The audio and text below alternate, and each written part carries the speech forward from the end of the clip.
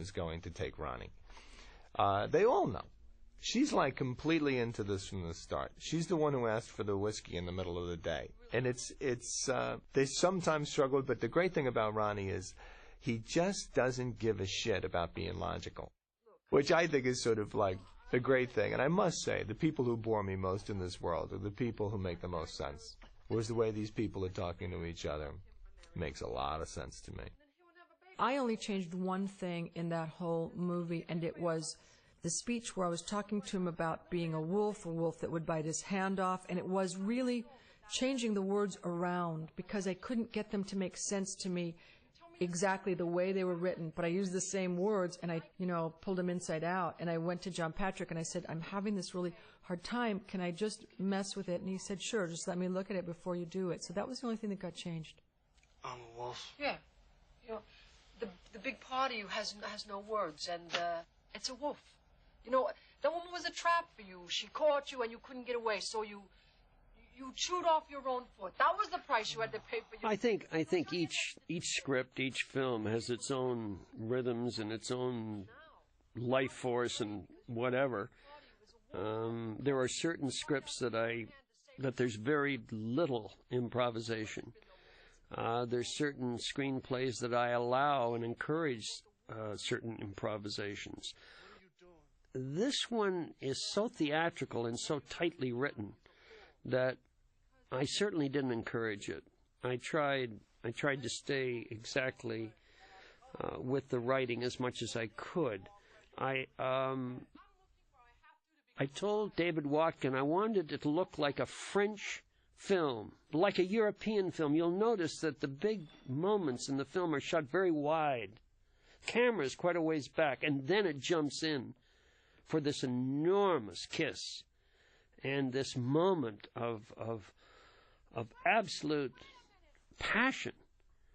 But up until that time, the cameras are way back, and it's kind of harshly lit, and it's in a kitchen that's brightly lit, and the walls are white. Everything is contrasty. And then all of a sudden, this is all taking place.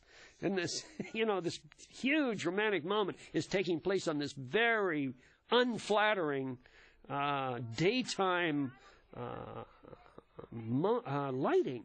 This isn't romantic candlelight here. But this was the moment where I guess both actors were the most concerned about.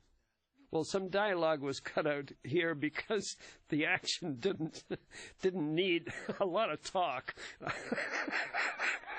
Actions sometimes speak louder than words, and I have to take the words out. Well, in the screenplay, when they kiss for the first time, Ronnie and Loretta, there's blood on Loretta's lips.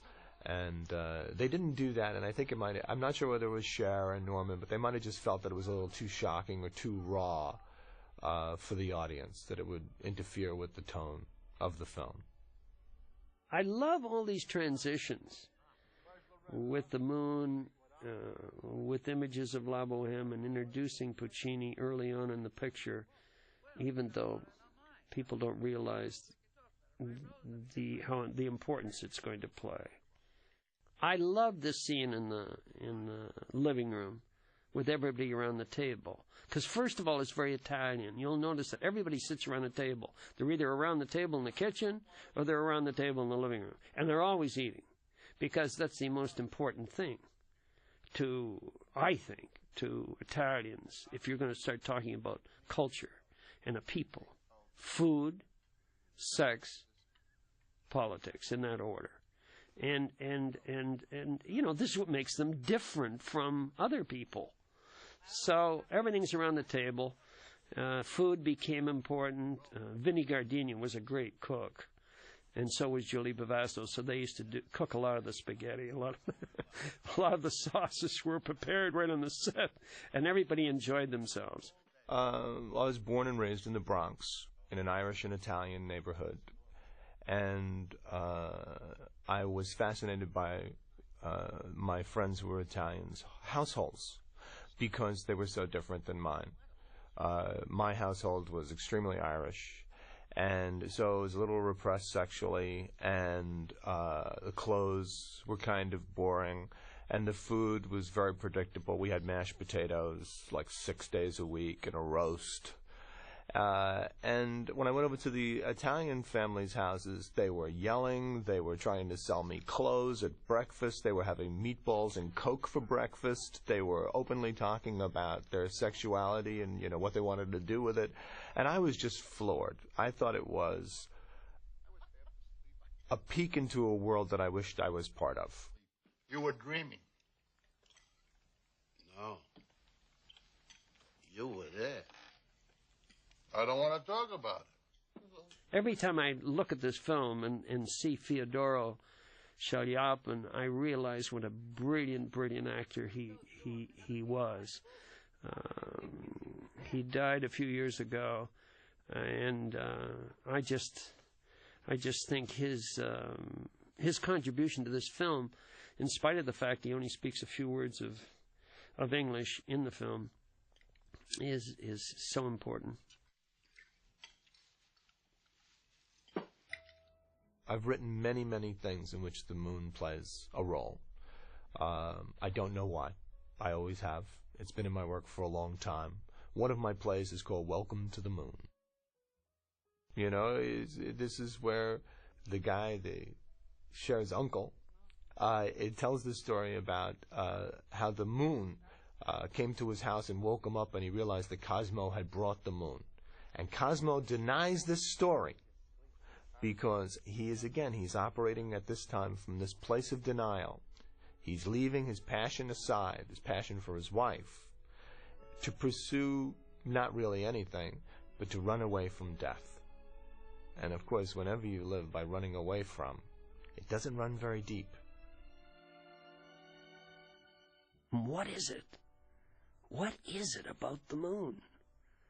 Why are so many songs? You know how many songs I've got that are about them? I live on a farm. I got 100 head of cattle. I got 4 horses. I got I got geese. I got chickens. I watch the animals and I watch people. And when there's a full moon, something happens to behavior. I really hated doing this. Actually, I hated the thought of doing it. I had to be like just in a bodysuit standing there with a little thing wrapped around me. And there's 40 guys with big bellies and, you know, staring at you. And it's not romantic at all. And it's really difficult, you know. So I liked it when it was funny. Like when he picked me up and we were, you know, we went in there and then he threw me on the bed and I don't remember what I said, but I remember it was something, fill me up, go ahead, you know. And that was funny. And Nikki was great to work with on this because he knew how I felt and he was very sensitive to that. And Norman was pretty sensitive too. What? Look.